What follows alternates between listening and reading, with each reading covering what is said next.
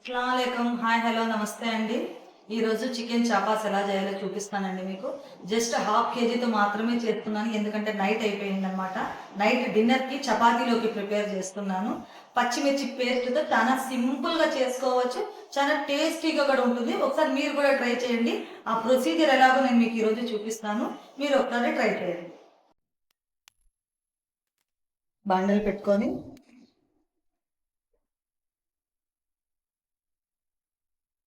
Half కేజీకి సరిపడ్డ నూనె,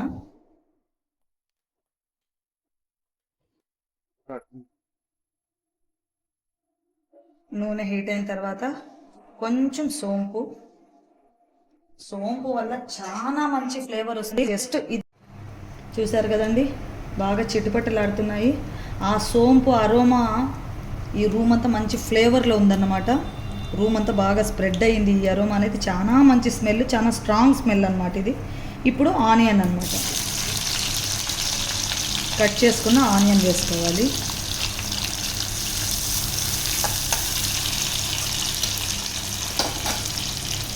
onion కొంచెం రెడ్ అయ్యేంత వరకు ఏం చేయాలంటే మనము పచ్చిమిర్చి ఉప్పు మిక్సీ పట్టుకోవాలా. ఇట్లా మిక్సీ పట్టుకోవడం వల్ల మంచి ఫ్లేవర్ వస్తుంది. ఇది కొంచెం రెడ్ అయింది కదా అండి, చాలు. పూర్తిగా గోల్డెన్ రెడ్ అవ్వాల్సిన అవసరం లేదనమాట. కొంచెం అయిన తర్వాత ఈ మిర్చి పేస్ట్ ఇందులో వేసేసారు.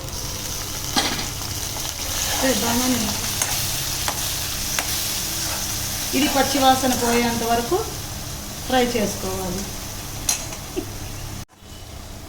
ఈ మిర్చి పేస్ట్ కానీ పచ్చివాసన పోయిందండి. ఇప్పుడు అల్లం వెల్లుల్లి పేస్ట్, ఇది నేను ఇంట్లోనే చేసుకుంటాను అనమాట.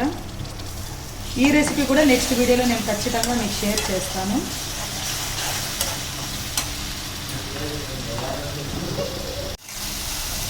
చూడండి, ఇందులో ఉండే నీరంతా మొత్తం ఇమిరిపోయిందనమాట. నూనె అనేది బయటకు రిలీజ్ అవుతుంది. ఇప్పుడు 1-2 సార్లు బాగా ఉప్పుతో కడిగిన చికెన్ని ఇందులో వేయాలి.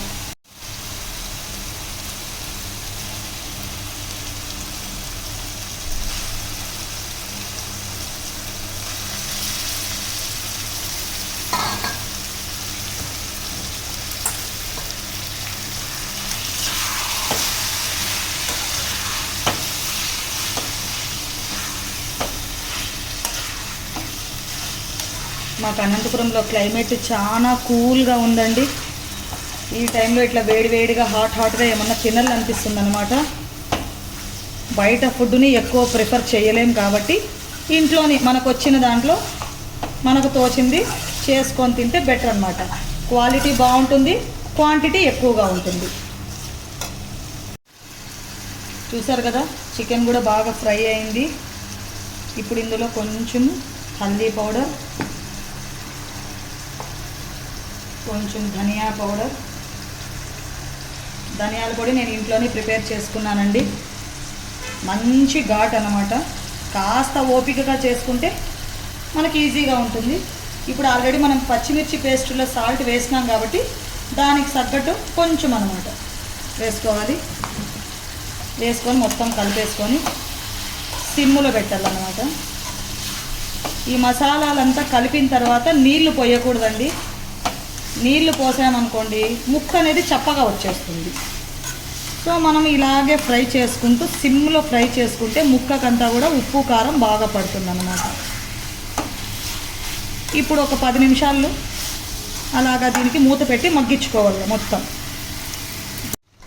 మధ్య మధ్యలో ఇలా ముక్కల్ని పైకి కిందకి కొంచెం తిప్పాలండి. ఎందుకంటే కింద ముక్కలు బాగా ఉడికిపోతాయి, పైన ముక్కలు అలాగే ఉండిపోతాయి. కాబట్టి ఒక 2 మినిట్స్కి ఒకసారి 3 మినిట్స్కి ఒకసారి ఇట్లా కలిపేసి సిమ్లో పెట్టేసి మళ్ళీ మూత పెట్టేసేయాలి.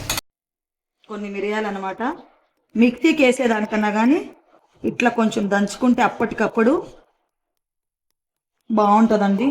మంచి ఘాటు స్మెల్, టేస్ట్ కూడా చాలా కమ్మగా ఉంటుందన్నమాట. ఖచ్చితంగా నాన్ వెజ్ చేసేటప్పుడు, ఫ్రై ఐటమ్స్ కానీ కుర్మా ఐటమ్స్ కానీ చేసేటప్పుడు ఇట్లా మిరియాలు వేసుకుంటే బాగుంటుంది. పూర్తిగా మెత్తగా కాకుండా కొంచెం అగడా బగడాగా చేసుకోవాలి. ఇలా చేసుకోవడం వల్ల లాస్ట్లో వేయాలా, ఇది పూర్తిగా ఉడకకూడదన్నమాట. లాస్ట్లో కొంచెం వేసుకొని ఒక 2 మినిట్స్ తిప్పేసి పెట్టుకుంటే సరిపోతుంది. చూడండి నూనె అంతా బాగా తేలింది. ఆల్మోస్ట్ 75% చికెన్ ఉడికిపోయినట్టు అనమాట. ఇదే గ్రేవీతో కానీ సరిపెట్టుకోవచ్చు, కానీ చపాతీలో కాబట్టి కొంచెం గ్రేవీ ఉంటే బాగుంటుంది కాబట్టి నేను కొంచెం వాటర్ యాడ్ చేస్తున్నాను అనమాట. ఇంకొక 5 మినిట్స్ దీన్ని ఇలాగే వదిలేస్తే మనం లాస్ట్లో ఫినిషింగ్ టచ్ ఇచ్చేసేయచ్చు.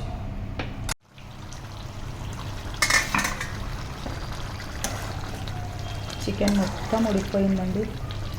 ఫ్లేవర్ మాత్రం చాలా బాగుంది.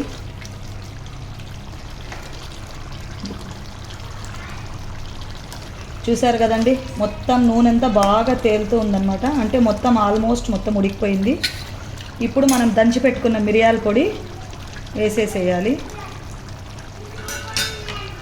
నెక్స్ట్ పచ్చి కరివేపాకు.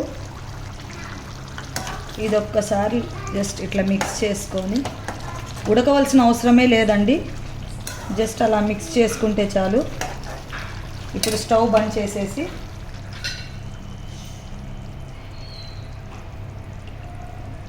నిమ్మరసం లాస్ట్లో, స్టవ్ బంద్ చేసిన తర్వాత నిమ్మరసం వేయాలన్నమాట.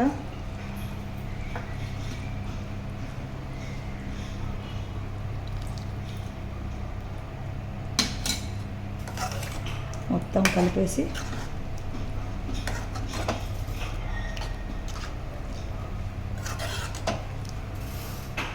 ఒక 2 మినిట్స్ మూత పెట్టాలి. వేడివేడి చపాతీ, ఆనియన్స్, చికెన్ కూర.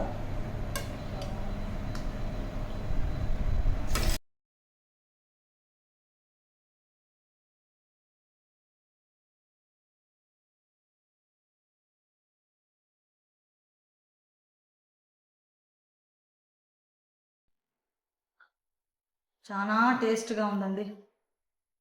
ఇలా తింటే చాలా, ఒక 2 చపాతీలు, కర్రీ, కొంచెం పెరుగన్నం, ఇంకేం కావాలో జీవితానికి చెప్పండి.